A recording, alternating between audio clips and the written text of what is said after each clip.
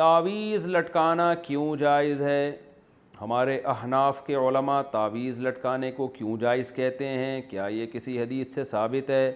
جبکہ دوسری طرف اہل حدیث علماء اس کو شرک کہتے ہیں، جو سب سے بڑا گناہ ہے۔ اور اس کی مضبوط دلیل بھی ہے کہ حدیث میں آتا ہے کہ جس نے تعویذ لٹکایا اس نے شرک کیا۔ شمس الرحمن بنو سے جناب شمس الرحمن صاحب، اگر اہل حدیث علماء کہتے ہیں کہ تعویذ لٹکانا شرک ہے، تو جس حدیث سے وہ دلیل پکڑ رہے ہیں نا، اسی حدیث میں رقیہ کو بھی شرک کہا گیا ہے، یعنی دم کرنا۔ حالانکہ رقیہ کو اہل حدیث علماء بھی مانتے ہیں کہ شرک نہیں ہے۔ تو پتہ یہ چلا کہ جس حدیث میں تعویذ لٹکانے کو شرک قرار دیا ہے، اس سے تعویذ سے شرکیہ تعویذ مراد ہے۔ وہ تعویذ جس میں قرآنی آیات ہوں یا دعائیں ہوں، وہ تعویذ حدیث میں داخل نہیں ہے، کیونکہ رقیہ بھی جیسے شرکیہ بھی ہوتا ہے اور جائز رقیہ کہتے ہیں دم کرنا، تو رقیہ بھی جائز بھی ہوتا ہے، شرکیہ رقیہ بھی ہوتا ہے۔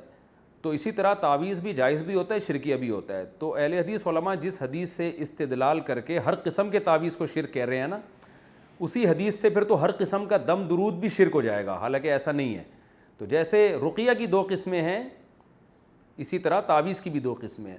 اور ویسے بھی کامن سینس کی بات ہے کہ اگر ایک آدمی کسی پرچی پہ یا اللہ مدد لکھتا ہے، صرف یا اللہ مدد کہتا ہے، صرف اللہ سے مدد مانگی جائے گی، یا اللہ مدد، اور وہ کسی کے گلے میں لٹکا دیتا ہے، تو یہ شرک کہاں سے ہو گیا؟ یہ تو عین توحید ہے کہ وہ صرف اللہ سے مدد نہ صرف زبان سے مانگ رہا ہے، بلکہ ریٹن میں لکھ کے اس پہ مہر ثبت کر رہا ہے۔ تو یہ کامن سینس کے بھی خلاف ہے کہ ہر قسم کی تعویذ کو شرک قرار دیا جائے۔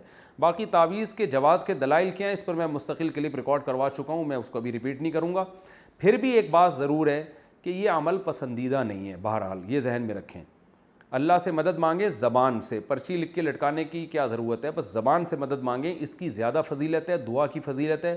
جو لوگ تعویذ گنڈوں میں پڑھتے ہیں تو وہ میں نے دیکھا ہے ان کا ایمان بہرحال کمزور ہو جاتا ہے اور وہ اسی میں لگے رہتے ہیں۔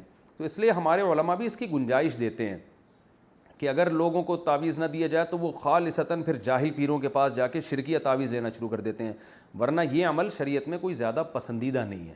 نبی صلی اللہ علیہ وسلم نے فرمایا میری امت کے 70,000 لوگ ایسے بغیر حساب کتاب کے جنت میں داخل ہوں گے جو تعویذ اور رقیہ وغیرہ سے بچا کرتے تھے۔ تو امام نووی رحمہ اللہ نے اس کی تشریح میں لکھا ہے کہ جو جائز تعویذ سے بھی بچتے ہیں وہ اس میں داخل ہیں۔ بہرحال تشریح میں حدیث کی اختلاف ہے۔ تو الحمدللہ میرا اپنا عمل یہ ہے کہ کیسی گھر میں بیماری آ جائے، کچھ بھی ہو جائے، میں الحمدللہ کبھی پرچی نہیں لٹکاتا، نہ بچوں کو میں نے کبھی تعویذ لٹکانے دیا ہے۔ میرا اپنا ذاتی عمل یہی ہے کہ کوئی بہت مجبور ہوگا تعویذ مانگے گا تو میں اس کو لکھ کے دے دیتا ہوں، کیونکہ کمزور ایمان والے لوگ ہیں، تو نہیں دو تو کہیں شرکیہ تعویذ نہ لے لے جا کے۔ اپنا عمل یہ ہے کہ میرے جتنے بچے ہیں، میں خود بھی، گھر والے بھی، میں کبھی کسی کو تعویذ نہیں پہننے دیتا۔ اس کو میرے ہاں تو ایسا ہے جیسے یہ پتہ نہیں کتنا بڑا جرم کر لیا کہ بھائی ہم کیوں ان چکروں میں تعویذ گنڈوں میں پلیتوں ان چکروں میں کیوں پڑیں۔ کوئی میں کبھی دیکھتا ہوں بچے اپنے ننیال گئے کہیں، کوئی پرچی تعویذ لٹکا کے لے آیا، ادھر ہی میں ایسے پکڑ کے ایسے کھینچتا ہوں اس کو، بولتا ہوں کچھ بھی ہو جائے، بھلے جن چڑیل بھوت ہی آ جائے، اللہ نہ کرے بھوت بھی آ جائے گا پھر بھی تعویذ نہیں لٹکانا، جاؤ ایسی کی تیسی۔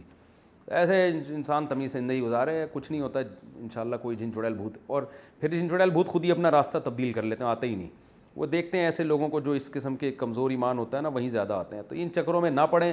جو سنت عمل ہے، سورہ فلق، سورہ ناس رات کو ہاتھ پہ دم کر کے اپنے اوپر پھیر لیا کریں، بچوں پہ پھیر لیا کریں۔ مشہور دعا ہے اعوذ بکلمات اللہ التامہ من کل شیطان وہامہ ومن کل عین لامہ، یہ دعائیں پڑھا کریں۔ بسم اللہ الذی لا یضر مع اسمہ شیء فی الارض ولا فی السماء وہو السمیع العلیم۔ خاندانی دعائیں بس یہ پڑھا کریں، کافی اتنا۔ اللہ تعالی عمل کی توفیق عطا فرمائے۔